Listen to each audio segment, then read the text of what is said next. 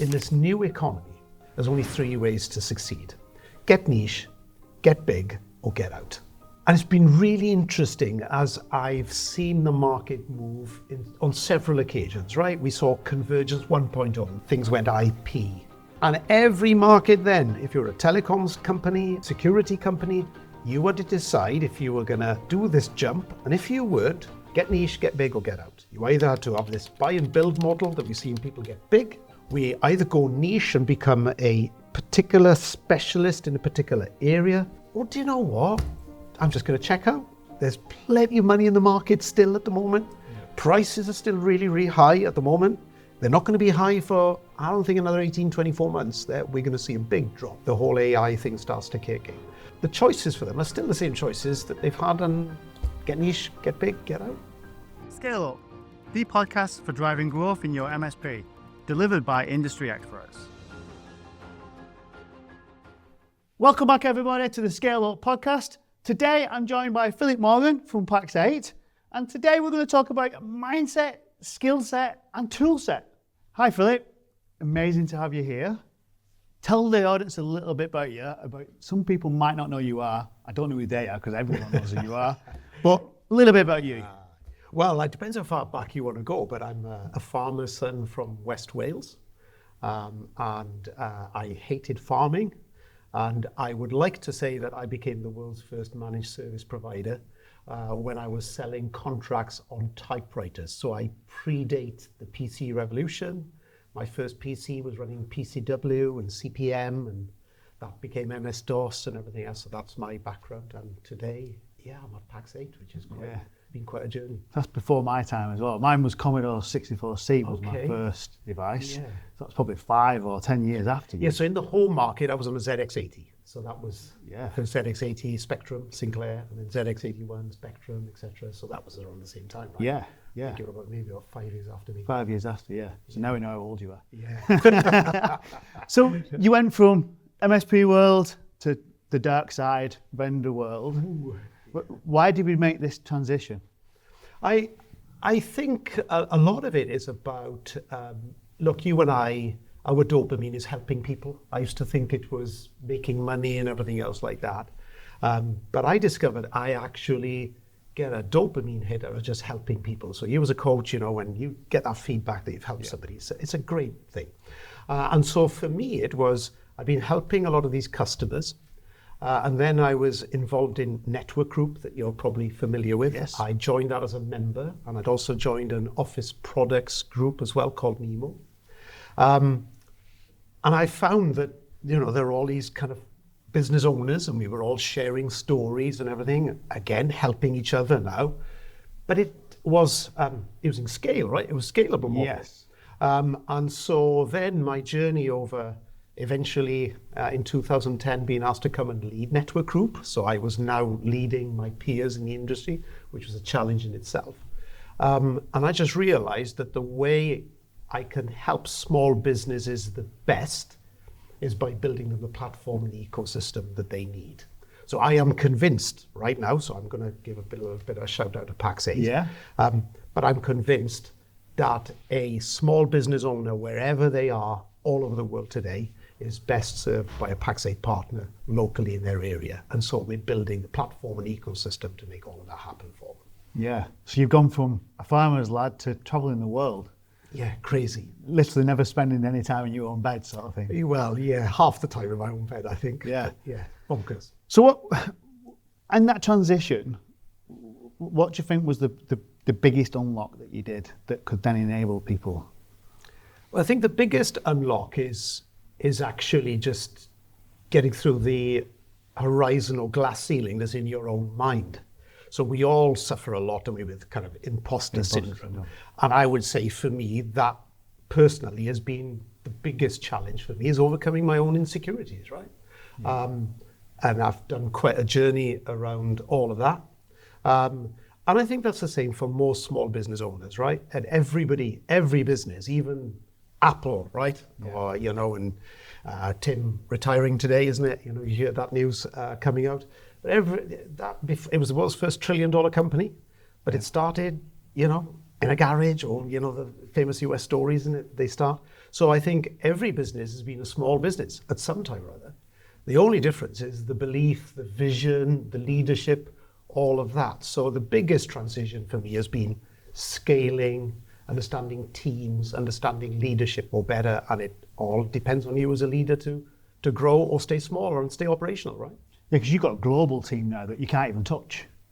You know, where you went Yes. from this small office world that you could touch everybody, and now you've got a global team that you don't even touch at times. Yeah, and to be clear, I'm just responsible here for the work that I'm doing inside the EMEA region. Yeah. Okay, so we've got that 8 hours that we've got in Europe, Middle East, and Africa that we look after, and even inside there, we go from 2 hours ahead of us in Latvia, all the way through to Frankfurt and the Netherlands. So all the offices that we have all over Europe, you have to learn a management style of leading remotely with people. It's quite the undertaking, in terms of your own personal growth. Yeah, I mean, I had the imposter syndrome as well. I think everybody has it. Yeah. When I started scaleUP, it was born out of demand. Yeah. People asking me to help them to fix things, and I'm thinking, well, this isn't anything amazing what I'm doing. Why are you paying me to do this? And then it sort of builds from there. Yeah. But equally a question to you, most of the time is the operational piece, right? They can't get out of their own way. yes. And that's the thing. So I think the ultimate, progression when you're asking about the kind of career development is, are you wired to get out of your own way and to delegate and to let go, the control freakiness? That's a big thing as you grow yourself. And that's what makes a business grow. Yes. Because they hit ceilings, and those ceilings are typically because the top person can only do so many 60 hours. They can't do anything else.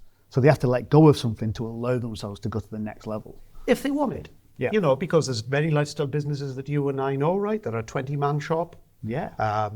And good ones. And really good ones. But they love what they do. Yeah. They're doing more of a kind of a community service. And if that's what they want to do, great. You haven't got to build, a business that's got X EBIT and everything if you're not wired that way, and you just, seeing it as more of a community or a technology service that you're doing. That's really honest too, right? Yeah.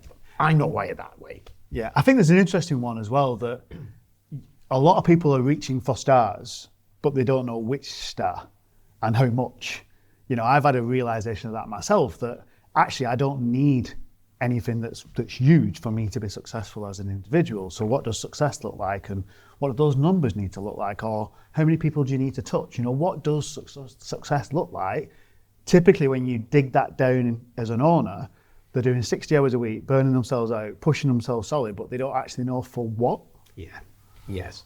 And that at Pax8 is what we call IPP. We call it the ideal partner profile. Plays on your ICP that you talk about, right? Yes. The ideal customer profile is what kind of partner is going to be successful with us at Pax8, because we're never going to satisfy the whole of the market, right? Yeah. Because some people buy on price, some people, they don't want the added value services and things that we offer. So a lot of it for us is to be really clear on our true north over what is it we are doing and what problem are we fixing. And if so, we're welcome to have a conversation with us. Yeah, and I think that's great that you've actually identified, do you want a conversation or not? This isn't going to be pushy, this isn't going to match everybody, but it's going to match some people, and that's where we add our value. So AI is a massive buzzword at the minute. Anything with AI goes top of the leaderboard. You must be seeing lots of different maturity levels and structure and opinions. What's actually going right now? What do you think looks good? So I would say the biggest thing this year, and I did a post at the beginning of the year in January, and I think that post I did, my first post back for the year, was we're moving from AI hype to actually AI value this year. It was the models were getting better. Stuff that we used to talk a year ago. We were talking about hallucinations. We were talking about duff data. The models have got better and better and better all the time, whichever flavor of AI you're using. And there are some that are clearly ahead in the way that they are working at the moment. So I think the most exciting thing this year, as we're talking here, just past Easter 2026. Yeah. Even when we get this out, it'll probably be changed again. It'll change again, yeah, because, I'm talking to you, Opus 4.7, Claude Opus 4.7 came out on Sunday, right? Yeah.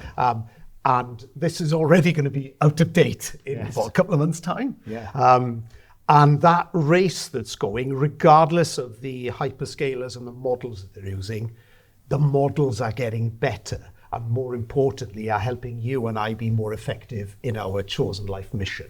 And so for MSPs, MIPs, small business owners, what's really cool is they got all this really great tech at this moment in time that can help them do more, better, faster, different in their business, and compete against the bigger players that are out there, right? Because they won't kind of respond and pivot as quickly as small business owners can. Yeah, I mean, even this month alone, I think we've massively pivoted from planning to doing. Yes. So many more MSPs now are doing at different variance levels and quantities, but they're now doing rather than the planning and the talking about it, as you say. They're now actually doing something with it. And I think it's amazing what's happening and the change that's going to happen. You know, people were saying only 6 months ago, they'd say we're using AI, and what they actually meant we're using chat. Now, when you say you're using AI, it needs to be we're doing agents and we're doing applications, not just chat. It's moved on so much. Yes.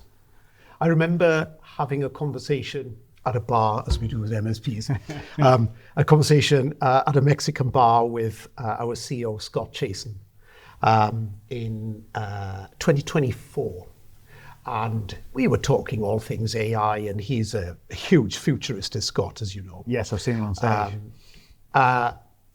And he was talking about the idea economy, that what we will see within 3 to 5 years, that you can have an idea, and that idea can turn into a business or turn into a product or whatever. And for me, having the privilege of working with somebody that's as innovative as Scott, to see that is such a, because that 3 years is not even enough, right? Yes.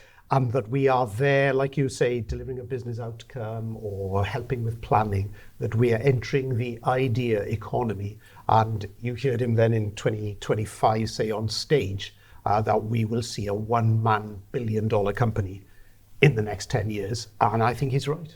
Yeah. So the AI engine and scale and efficiency it can give a business owner if they truly embrace it is really quite exciting, but also quite scary as well, right? And the impact of those changes globally. Yeah. So you mentioned a little free acronym word. We love free acronyms, don't we, in IT? MIP. Some people will be thinking, what is he talking about? Because they've obviously not drunk the Pax8 Kool-Aid. What is an MIP? Well, where it came from, and again, if listeners here want to download the Agentic Inflection Point, that gives the background of what we saw happening at Pax8. Fundamentally, Scott, when we were talking about this principle of the evolution of the MSP, we kind of landed, and at that time, I think there was talk about MSP 2.0, MSP 3.0, and Scott was making the business case that I agreed with, which is we can't just go adding version numbers to an evolution, might be a revolution, that's so great as what AI is right now. You know, the impact of it, it's, I don't know how you're feeling because you and I saw the birth of the internet, right? Yeah. This to me feels like early internet, right? Where we were doing GIFs and doing early website design. Remember all of that animated GIF stuff, right? Used to take you days and days to build something. Yeah, but it was enjoyable. But we were just trying new things, and then look at the amazing companies that have been built off the back of the internet, right? I think AI is that kind of revolution, and Scott felt that too. And so managing people's services, be it security, be it, you know, managing the technology or whatever, Scott was making the case that we agree with, that managing those services is no longer enough. We have to manage the intelligence. Yeah. And so the managed intelligence provider is the layer that's above all of those services, which is data, AI, really an outcome-driven world where everyone's not short of data, right? All the industrial estates that here, they're not short of data. I passed a manufacturing plant and coming here to your offices today. They're not short of data, but are they able to surface that data in a way that gives them insights so they can become more efficient, cut wastage, be more productive? No. And that's the opportunity for a managed intelligence provider or an MSP that wants to evolve to that level to manage the data layer, is to say, hey, we can help you more like a business consultant around the technology that you need to help your business do more, better, faster, different. Yeah. So you've then wrapped a whole framework around that and also wrapped professional services around that as well, to assist MSPs to deliver that and learn and knowledge. So what do you think an MSP is fundamentally doing wrong today when they think about AI? Is there something that sort of shines out to you when you think, right, 90% of the industry is talking about this, why is this percent doing this? Well, I'm not. I think doing something wrong is a very arrogant position to take, right? So I don't think they're doing anything wrong, okay? But one of the things that happens in MSP land, you're referring to the acronyms, we love our tech, right? Yeah. I mean, you and I sitting down here, and we were just talking, and just a moment ago, you and I are talking my Whoop versus your Aura. Yeah, right? Who does what? Yeah, right. Why? Because we're old. I get my sleep started. Because we're techies, aren't we? That's our sad confession. We love data. We love data, but I love the equipment. I've just bought a new kind of electric lawnmower to, my John Deere is gone. Yeah. Welcome, left field. I've automated the whole thing, putting more time back in my diary and things now that there's a really good product that can do those things for me. So how can I put time back in my diary is a key thing. And I think for too long, the MSP's focus has been selling the technology, okay? Apple versus Windows, all of those kind of stuff. Or you need to move from this brand to this brand. Lights. And the reality of it is where we are today is as the technologies do much of the same, whatever brand of phone that you've got, whatever brand of desktop you have, servers, whatever, even which hyperscaler you're using, they all pretty much the same. So I think we've evolved into a world at the moment where, particularly for the customers that we're serving, they don't care about the tech. They really don't. They just want to grow their business. They want to gain efficiencies or manage risk. And if we can help them deliver that, they don't really care. Okay, so here we are in your podcast studio. Yeah. We could have a big, lengthy conversation about the cameras that are being used here and the lighting, and maybe some of the techies in this market, you've got to be using this or whatever. But the bottom line is, do the people listening to this podcast care? No, they just get the value out of it. And so I think what we have to do in the new economy is talk more about the business outcome. What are you trying to achieve? And I think that's where I'm making the business case that the technology provider needs to become more of a business solutions consultant. Yeah. And to be fair, even before AI was breaking, that was where we were going anyway. All the trends for even service desk tickets was telling you that incidents were lower, change requests were higher, because we're managing platforms for business outcomes. We're not fixing database files that don't mount anymore, EDB files that we've got to run commands on. We're just managing a platform to deliver an outcome. And people were already starting to move their people to identifying business outcomes. I think AI has just empowered that and sped that up so fast. It has. But let me ask you a question then, if I can turn the table for 30 seconds here, if I may. I think for too long, MSPs have been having an internal conversation about their own EBIT and their service desk percentages and what are you doing, this, that, and the other. Would they, and this is the question to you, would their energy have been better spent sitting down with their customer and doing that for the customer and saying, hey, what's your EBIT? Tell me what your systems are, that I can use these skills that I've developed. Do you see that that's where they're wired for success? Yeah. And I think even when you think about proactive versus reactive, lots of MSPs say we're proactive, but actually they're still reactive. There's so many people that actually need to focus on some basics to get that layer in there and really drive it forward and get out their own way, because they are the center of the business. All things come to them, and so they have to answer everything. How can they get it to the fact that they've got an engine that runs, and then they can go out and serve their customers? Because they don't want to have those questions with their customers, because what typically happens is they don't have time. Right. The 60 hours disappears. Yes. So actually, like you just said, defending your time and actually making it so you can go out and have business conversations. Yes. I think they want to, but having the time to think about that and deliver it is a different thing. And that's where I think the AI layer comes in, right? Is to put time back in people's diary. Yes, and the speed, or even pulling your customers' data together. Pulling all that customers' data together that you've got is very valuable, but you've got the same problem as the manufacturing company. You've got so much data, Yes. You can't make it come to life. Yes. Well, I think that four-way kind of, if you've got data, you've got to ask yourself, have you got insights? Because without the insights to the data, you can't make decisions. Yep. So without the insights, you can't make decisions, and without making good decisions, you have no control. So that data, insights, decisions, control is vital in any organization, right? Otherwise, you're out of control. Yeah. And I heard a really good phrase last week over at a conference. Someone said to me, when we were talking about developing and should you do this problem or this problem, she said, well, I always ask, is it worth the squeeze?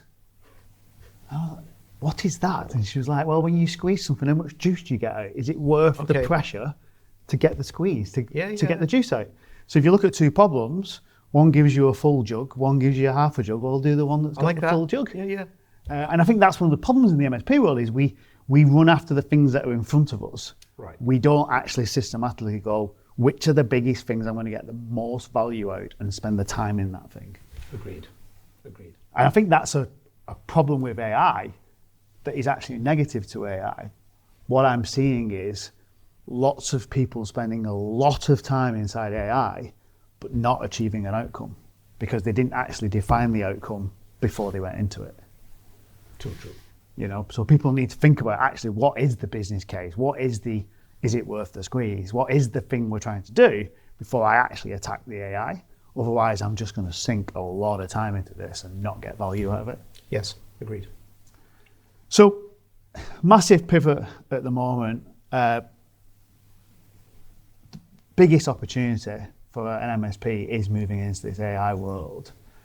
Someone that's sat thinking about this that actually is in the planning zone and they're thinking everybody else is moved into doing. What's that pivot look like? Someone comes to you at PAX 8 and says, we want to get on the MIP program. What does that actually look like if they want to start moving? So where it starts with us at PAX 8 is we direct everything. So if somebody lands on our website today, we start at what we call a data and AI readiness assessment. So it's starting with, what data have you got in your business? What systems are you using to manage it? Where's your, basically going through people, process, technology, right? And finding out where you're at. And then off the back of that, we're able to sit down and say, okay, you're strong here. Let me give an example. You might have a couple of devs, okay, because you've been doing some software development. So there's this bit of you technically is very strong as an MSP. You might be also doing kind of cyber essentials audits. So over here on security, you're very, very strong. But maybe over here on the go-to-market, because you're still the founder and you're doing all the selling and you're going out there, and owning all the relationships. We kind of give you an assessment of your readiness to go on the path. And then it's about having the conversation then and saying, okay, we've got this assessment that we've got. What do you want to do? Where do you want to go? Because like you said at the beginning, unless you've got like a true north and you know where you're heading, well, don't start off on the journey. Because last time I checked, whether you want to hire an Uber or you want to go in your car and use sat-nav, first thing you've got to do is put in the destination, right? Otherwise, you're going to end up in the wrong place. So I think first assessment is, where are you? So that's the data and AI readiness assessment that you can take. And then secondly, then off the back of that, where do you want to go? And some of that is the stuff that you're doing, okay? Depending on where you are, your age, your drivers, is this a legacy play? Do you really want to do it? So, I talk quite regularly to people that have said to me, I'm not going to go this MIP thing. Yeah, I'm not taking that next curve I'm jump. not taking that next curve jump. I'm going to be retiring in 2-3 years. Right now, I'm partnering with someone that's on the MIP journey with you. So they're doing the data and AI piece and we're partnering with them. So and MSPs have always been really, really good at partnering with their peers to get everything done. It's no different to unified comms, managed print, web design back in the day where we would all kind of share off each other and do business with each other. And the data and AI world is just exactly the same thing. But the business case that we're making is that, remember we used to say whoever owns the network owns the company. Yes. Whoever manages the intelligence layer, that's going to be the head contract. So in terms of, when buildings are being built, we talk about builder, contractor, architect. The MIP is the architect layer. They're going to decide who gets the work further down the ecosystem of value. And so the intelligence layer is the layer that needs all the governance, risk and compliance and everything around it. And the strategic partnership and the relationship. Right, and to be in the boardroom, right? Because it links into GDPR, it links into so many different things, security, it links into so many controls inside the organization as they grow. I hear lots about, we're not going to do AI because it's not security. Like people are banning, even the chatbots, they're being banned. What's your take on that? What do you see MSPs saying about that? You must have some people in a pot where they go, we've banned all of this. It's our corporate policy. And other people that are going, we've opened the gate fully. What's your take on that? We can't ban anything, can you? Think about it. Because it just goes underground. So even people that say, we're not using this platform, particularly with developers and people that I hang around with, they'll just set up a little channel over here to get things done, right? You're either in the group or you're not in the group. So people will do what people always do. So my concern is with that approach is the people that think that their organization is not using AI, they're living in a dangerous world because they think they've locked it all down. And for someone that's leading on security to sit there and say, hey, we're not doing this because it's unsafe, is quite a little bit of an interesting thing, because I can guarantee you there's shadow AI that is running somewhere in the environment, maybe data leaving it or whatever, so different kind of DLP technologies you need to use. So the biggest question that you've got to be asking yourself is, if we're giving AI tools to our workforce or to our customers, is it the right AI, right? So we know that, kind of a free ChatGPT account is probably the worst that's out there, right? Yeah. But, we're big advocates, obviously, with our relationship with Microsoft of Copilot, and I no need to educate your listeners on the benefit of that. And then, obviously, Anthropic core work is a big thing at the moment with the different capabilities that's into it. So, we're not in 2024, 2025 anymore, right? Yeah. We're in 2026. And so these three things that we hear all the time and will increasingly hear: safe, responsible, ethical AI. That's what we want. That's all we all want. Well, what does that look like? Well, it's no different to a cyber strategy, isn't it? Where we're saying, hey, what is the framework that we're mapping to, and then how do we manage all the risks that we've got there and do all the necessary training and education to help people understand what they're doing. So I think, back to answering the question, we're doubling down on security. The way that you double down on security is to include AI in that Venn diagram. Yeah, I think if you're putting your head in the sand, then you don't create any governance around it. Absolutely. Where if you're real about it, like you say, it's happening anyway. So let's create some structure. Let's apply some learning to the staff. Yes. And what I call it, and what I would say to the security guys, if I go deep for a minute here, I call it, because I'm from a security background myself before stepping into this journey, SOC 2 Type 2 data. So PII, personal information, all of that stuff that falls into that, IP technology in a business, in a firm of accountants, it would be maybe, I can't go to trial balance on something, so I'm taking this like raw text and sending it to get this to balance for me, those kind of things. Yep. Or the lawyer that's saying, hey, what clauses are missing here, or what should I look out for in this contract? All of that is going up to an LLM, right?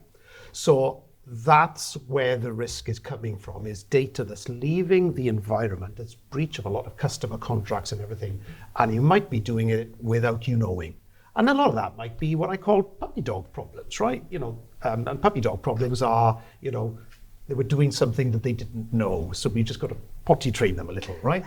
So a lot of people are just, I didn't know. We see that on cybersecurity awareness training, don't we? Yeah. I didn't know I was doing that. But they've had the education. So a lot of that is this new education that we've got in new tools and technology. Big thing I'm hearing as well is pricing. We're going into businesses, we're improving what they do, that means they're going to grow without adding, or they're going to stay where they are and reduce numbers. Most MSPs are doing user device type based pricing. This is going to dramatically change. Everybody's talking about it, moving to this value add world. What do you hear people saying on your side? Because I hear people talking about, we're going to move to this value add world. They talk about like concepts of how they're going to try and build that and price that, but they don't really know what that is. So this question I get asked often, and I find it curious. So I'm going to turn the table back on you if I can. Yeah. Because the service provider model has evolved over time anyway, back from break-fix days and billable hours and everything else like that to being the value proposition, right? So, so no one is actually saying, well, measure us by our tickets per user per month and all of this kind of stuff anymore, because a good MSP, hopefully there's not one ticket, right? Because you get their uptime in the system. So the market's always been moving. So I don't understand even what this conversation is about, because the market is always moving. People call it a race to zero. Well, the race to zero only happens when you don't change, when you become the dinosaur, right? Where you're still selling fax machines or, surprise, surprise, I'm not selling typewriters today, right? Yeah, because technology moves on. So I think the ones that always feel the challenge, I think, are the ones that stand still and don't evolve and don't change their business. And business has always been about the outcome. If you don't deliver results, you're dead. So here I am with a great glass of water here. This better be nice and cool and right. Yeah. So I think a quality product or a quality service is the same the world over. We're just in a world where the customer is more demanding than ever. Met expectations is no longer enough. We have to exceed them every day. And that is the challenge of the modern economy, right? Yeah, but I do think there's this problem, MSPs trying to understand the ROI.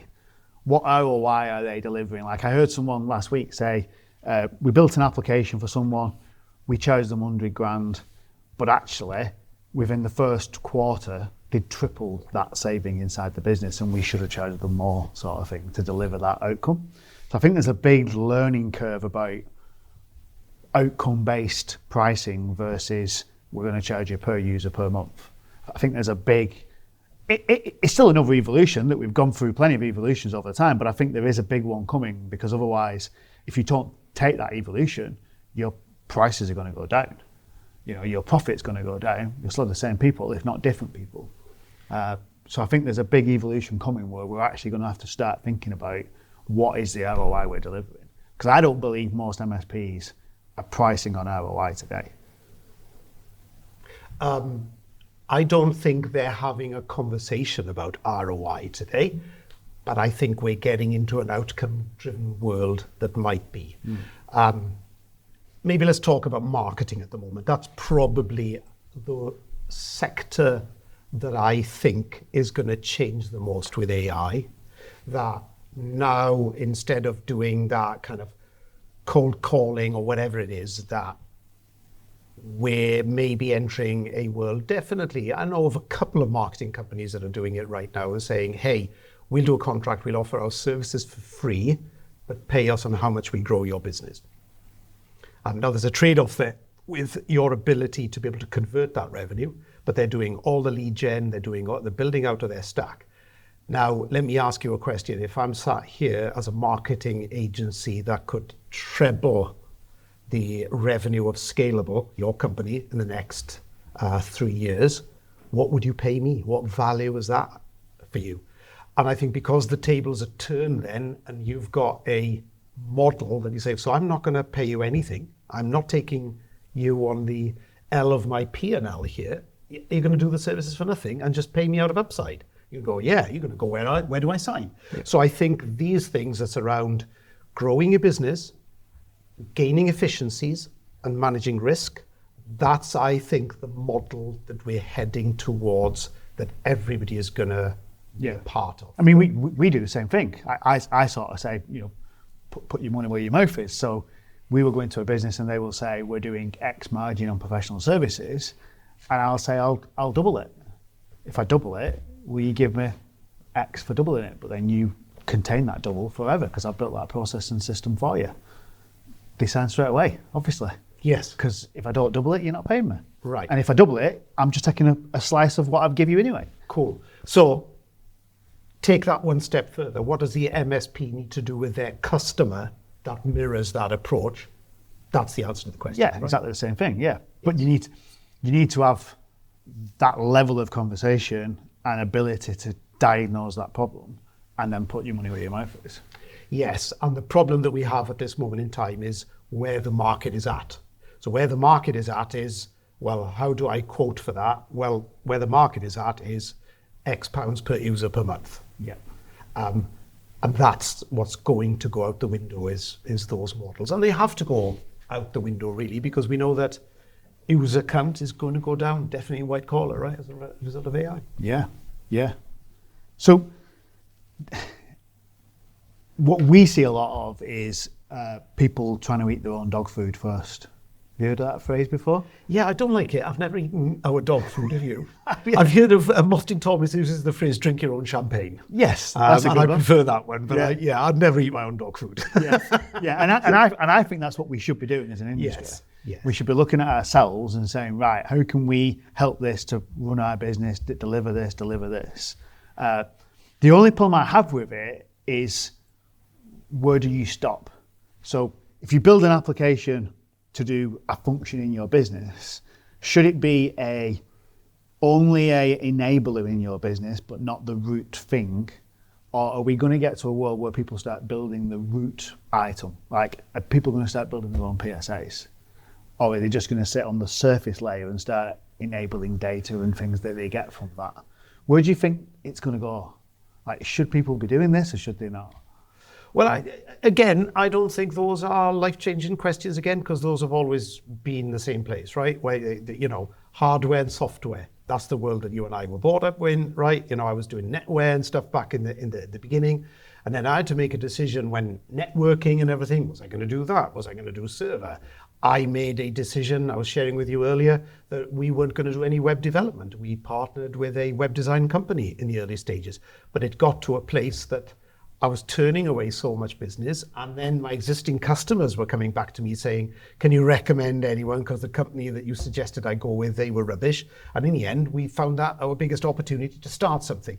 So I think that is no different to, the technology solutions provider today that might be doing hardware still and might be still doing print, because people still need to print stuff, right? Yeah. So they might be doing bits or all of it. I think in the AI world, that's going to be the same thing, is what am I going to let go and not do anymore? Because strategic quitting is probably the biggest skill that I had to learn. We talked at the beginning here about being a leader. Strategic quitting, what I say no to. Top athletes, okay, they say no to McDonald's, they say no to that glass of wine, they say no to, all the things. What makes a top athlete is not what they say yes to, it's what they say no to. And I think the same thing is true, for MSPs and business owners. What you say no to, somebody who's not your ICP, somebody who's not in your vertical, a piece of work that you can't do, chasing after the wind, I think that's the most powerful thing that you can do in a business, is to be really clear on the kind of customer you support. And the ones that don't, you just apologize nicely and say, sorry, we don't do that. Yeah. I mean, what we see in our client base is people don't have those plans. They don't have the ICP written down. They don't have how they deliver. They don't have the skills metrics. They don't have the business operating system that they run. And so every day when they wake up, it's a new day and you get a new answer. So they don't say no very often because they don't actually know what no looks like. I'm smiling at you because a friend of mine once says, I'm convinced that you can trace an MSP's business fundamentally back to the events that they visited and the number of vendor booths that they happen to walk around over that. And that would give you a signature path of how the business has ended being like that because of their shiny magpie syndrome. And I laughed at it at the time. I said, yeah, that's actually possibly quite true for people over, when we talk about vendor selection or you talk about PSA, why did they buy the PSA? A lot of them followed the herd.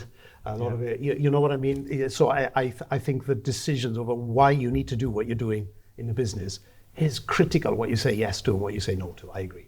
Yeah, I mean, that for me, when you were saying that, then that comes down to the whole saying around how you spend people. Yes. Whoever you spend time with, Yes, you are those people. I So agree. if I call them ponds, so you'll find a certain set of vendors are in one pond, another set of vendors are in another pond, and there's a little bit of overlap, but they're very much in one pond or the other pond. So if you spend your time in that pond around those people that are doing those things, that's where I think you see that pathway, those breadcrumbs back to say, you lived in that pond and I can clearly see that. And I didn't really realize that until I started Scalable, because in the birth of Scalable, I started to go to different ponds. Right. And so I went from a room of, I probably know 95% of this room quite in detail, the relationships and the people and the families that were behind them. I went into this other pond and it was like, where's all these people? I know like 5 people in the room. Like, it's clear that I lived in that breadcrumb of that pond. Yeah. I'd never traversed into the pond on the left. Yeah. I agree. So you must see that because you're a distributor over lots of them ponds. You must see, same as me now, where you're seeing all these different things. Well, I think first of all, I'm sorry, you used the D word, so I've got to challenge you. So Pax8 is a marketplace, okay? Well picked up on there. Yeah, and the reason I think that's important is, places have existed for millennia, right? Where you get choice, where there's trusted people, etc., right? Think of Covent Garden or other places. So distribution is, if you just want something, great. You buy a SKU. You buy a SKU. That's what it is. And so we deliberately want to give people the platform and the ecosystem to help their business grow. So being the cloud commerce marketplace, I'm quoting Ryan Walsh, who used to have a T-shirt with that in 2013, I think, the cloud commerce marketplace. Really, the founders of Pax8 saw an iTunes world coming for cloud services, where now we're not selling software anymore, are we? Like, think about the MSP business that you and I used to be running. It was like, everything coming on DVD discs or floppies and we would install it. Yeah. We now sell a subscription, right? It's got a provisioning date, it's got a billing date, it's got an anniversary, it's got a termination date. It's now a subscription that is totally different and has different feels on it if you back to your SKU thing. Yeah. So this is not the weight of the product or the warehouse bin area. It's a different economy when we've moved from, dare I say it, at this moment, Blockbuster to Netflix, right? That's the same move. Yeah. Well, everyone wondered about Adobe, didn't they? I think Adobe were one of the first people to do it. Yes. They pulled the discs from the shops and said, actually, now it's going to be a subscription. Right. And totally dropped all the share prices and revenues. Absolutely. And played the long game. And then played the long game. Yes, absolutely. And so I think responding to those needs from our partners, that's what they were telling us they wanted. They wanted an ecosystem. They wanted APIs, or now, we're one of the first marketplaces out there with a model context protocol, so your agent can talk to ours, So now if you want to know, what licenses the customer has got, you don't even have to go into your panel anymore. You can just ask the agent, what licenses has XYZ customer got on a prompt. And very soon that you'll be able to do that with your various agents that you will build your end. So the market is moving, and I think back to the marketplace conversation, what I'm committed to doing, and just over 2,000 people at Pax8 right now today, is building the platform of the future for our partners to succeed in the new economy as it makes this huge agentic AI shift.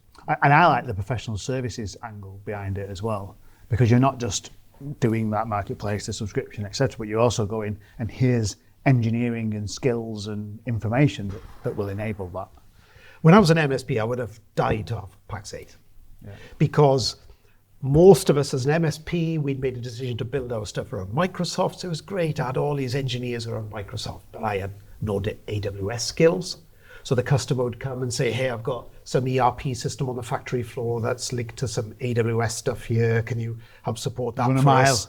I would go, no, I'm sorry. And they go, oh, so we've got to use that company out of Germany that we have to pay their call outs and they come out here and do some voodoo on the machine and, all of that. So you can't look after that. No. And Google, particularly in schools and academies, that was quite a big thing. Oh, the world that we could be at Pax8 that we've got. Google capabilities, AWS, Microsoft, and then all the security wrap around it, AI specialists, the pro services piece is a game changer to be able to buy that as a pack, right? Yeah. So then, I'm going to ask you a real drop question here. If I'm an MSP owner today, what's the one thing I should stop doing immediately, in your opinion, of what you see in the landscape? I've never heard that this quote, it's told that Jeff Bezos said this quote, but I've never been able to find the source. But when I heard it said, and I go check in the source, I liked the phrase.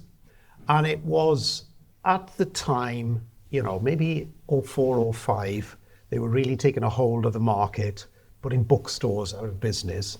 And Bezos was the Amazon machine was really beginning to hurt the market. And apparently he was interviewed at the time and he said, well, what's your advice to bookstore owners? And Jeff Bezos gave a really honest answer, apparently. And again, I would love some listeners if they can find this for me. But he gave these 3 answers, and I was at some event and I'd hear this and I wrote it down. And he said this: in this new economy, there's only 3 ways to succeed. Get niche, get big, or get out. And it's been really interesting as I've seen the market move on several occasions, right? We saw Convergence 1.0, didn't we, where things went IP. And now we had telephones coming off the old BT things to be having an RJ45 socket on them, right? And then CCTV went to that kind of system as well, right? And everything kind of came onto IP technology. And it was kind of Convergence 1.0, right? And every market then, if you're a telecoms company or if you're a security company, you had to decide if you were going to do this jump. And if you would, get niche, get big, or get out. You either had to have this buy and build model that we've seen people get big. We either go niche and become a particular specialist in a particular area, or do you know what? Like people, I'm just going to check out, PE, there's plenty of money in the market still at the moment. Prices are still really, really high at the moment. They're not going to be high for, I don't think, another 18, 24 months. We're going to see a big drop, I think, where the whole AI thing starts to kick in. So I think the choices for them are still the same choices that they've had on get niche, get big, get out. Yeah, I heard an MSP tell me last week, because he's gone pretty big into application development, using AI, etc. He's actually seriously debating about selling his MSP right now. Because he's like, this is the best value I'll ever get for the MSP. Yes. It's going to go down. Yeah. So I'll sell it and I'll get niche. Yes. And I'll move that way, which I thought was a really interesting comment to me. I'm seeing there's 2 MSPs that I've spoken to in the last couple of months, that they had this number that they wanted. Every MSP's got a number, right? Yeah. Well, sometimes they don't have a number, but the number comes when they get a check. Right, of course. Yeah, well, just ask them, well, I've got my checkbook open, 100 million, is that worth it to you? And then most people cave when they had that kind of number. But then the number is somewhere between where I am right now, or I haven't even, everyone's got a price, right? Yeah. So when they have that number, I then ask them, well, why that number? Oh, well, I think it'll do this for me. I'll think it can do that for me. And I always say, that phrase, isn't it? A bird in the hand is worth 2 in the bush. I've got 2 MSPs at the moment that I've been talking to that had a number. One of them, been really quick, built a business very, very quickly, was going to go for a 5 million number. And he's just been offered 2 million for his business and he's going to take it. And the reason he's taking it, he said, do you know what? I'm making sure that I get it predominantly cash. I'm doing a 6-month tie-in where I'm away from it. I'm going to start an AI business straight away. Helping the MSP business that I've just bought, because they're going to do the services piece, but I'm going to become an AI consultant. This is what I'm going to do. And I think I can build that business to be worth 10 million in 5 years. So over my kind of business plan, instead of exiting at 5 million, I'm going to be exiting with 12 million. 2 million that I got from the first business, that's not enough for me to retire on, but I'm going to rinse and repeat, reinvent myself on this AI thing, and I'm going to take 2 and turn it into 10, and I'm going to do that in 5 years. I think that's a really cool plan. So I think there's lots of people that are thinking differently, and you must have this as scalable, that are thinking differently over where the market is going now. Definitely if they're a dev shop or just pure support or those things. There are a lot of those are really considering where they go, because help desk is going to disappear, isn't it? I mean, L1, L2 engineers, how long do you think we're going to continue to have them? Yeah, I think that's another interesting question. You just paused another interesting question for me. So L1s, I think will go, because I actually think your L1s won't go. We'll just call them something else. Yes. So the skills and ability will still stay at the same layer. Yes. But they'll be taught how to use AI. Yes. And AI will do the more level 2 type stuff, but you'll get it from an L1 engineer. Right. So I think that's where it's going to go. But it poses an interesting question, because I even see it before this burst of AI, people that aren't hiring L1s, they're hiring L2s. Well, everyone's going for the L2s, everyone's competing for that. How do we, there's not enough MSPs building their own wealth, building their own resource pools. They go after high-end pools later than they actually needed them because they didn't plan for it. They snatch the first thing that's on the table, they pay extra for it, and they bring it in. And then it creates all the behavior problems and all the other problems that we get that we didn't realize we were going to get. Yeah. Where actually, if we bring them in at the surface level, we get greater success over that. But that's going to be a different surface level. Yes. It's going to be people that have come through education, completely embedded in technology world, and you're going to be teaching them what the guardrails are around AI. Agreed. And I think, so I don't refer to the Copilot license anymore. It's what powers my 2 digital team members. So I call her Tracy and Felicity. So Tracy is the transcriber. So she's in every meeting that I do and takes all the notes meticulously well. I was in a trustees meeting on Monday and Tracy was there. Took all of our notes, and I get a copy of the meeting notes, right? I'm straight out of Copilot in the way. And then I've got Felicity to make sure we finish on time. I need to wrap up. There's 5 minutes due with this meeting, keeping us on time relative to the agenda that I loaded. And just in the same way, we're just doing a small change there by saying, we could call it a Copilot license. But the more we can, I think, open the horizons of our mind to see it as a digital team member that is there to help me do my role better, I think that's what the function of your future L1 is. Yeah. Your L1 is not going to be doing patching. We might have self-healing technology, and if something drops off of Intune, there might be a little agent that goes and kind of reconnects that or whatever. So I think the L1 function in terms of pay grade, capability, etc., will still remain the same, I think, as far as a level 1, but they will be managing digital agents or digital team members below them. I think that's... So I saw a stat just this morning, actually, where somebody was talking about how within 12 months, you will expect a technician to manage 86 agents. Yes. Which I just thought was incredible. We're thinking about, today we have stats around how many tickets a tech should do, how many endpoints a tech should support. We're actually going to move to a world to say, actually, how many agents are you managing to do all this work? Yes.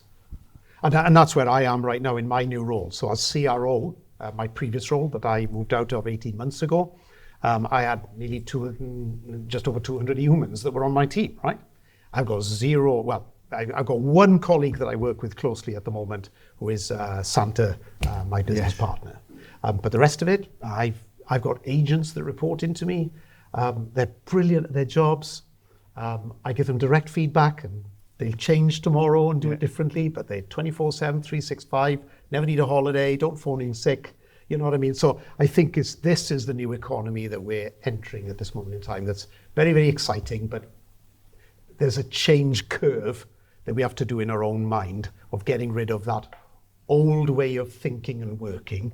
Kind of the simplest way I can talk it is, I don't know if you drive an electric car yet. Yes. But when you move to an EV from a petrol car, You have to think about the fuel that you're using differently. Planning. Yes. And you're plugging in when you come home and all of that, and you have to plan a journey. And once you've done it for a while, it's easy, isn't it? Yeah.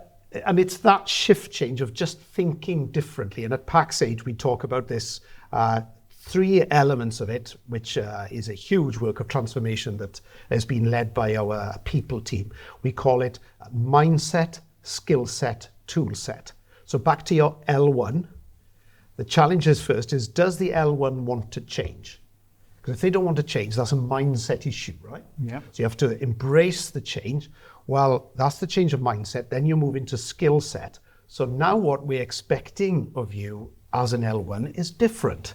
You're not doing the same jobs as you used to do before. You're managing tech now, not doing what you used to do.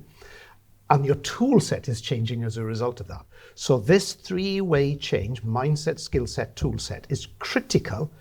And the foundation of it is mindset. Because as a man thinks, so he is. What did Henry Ford say? If you think you can or you think you can't, either way, you're probably right. Yeah. Yeah. Yeah, positive mindset is massive. Yes. Definitely. Phil, amazing conversation. Really loved it. Love being around you all the time, every time I see you. Thank you. Let's wrap it up for the people who's watching. What's your key takeaway from this whole conversation? Yeah, before I dive into that, can I just say thank you for the opportunity of being here. Likewise, I hold you in high regard and the team here at Scalable and all of what you're doing. So keep doing what you're doing because you are making a difference. So the key takeaway for me is, irrespective of the AI age and the conversation where we're at, it's a skill that I learned some years ago from a guy called Paul Scanlon.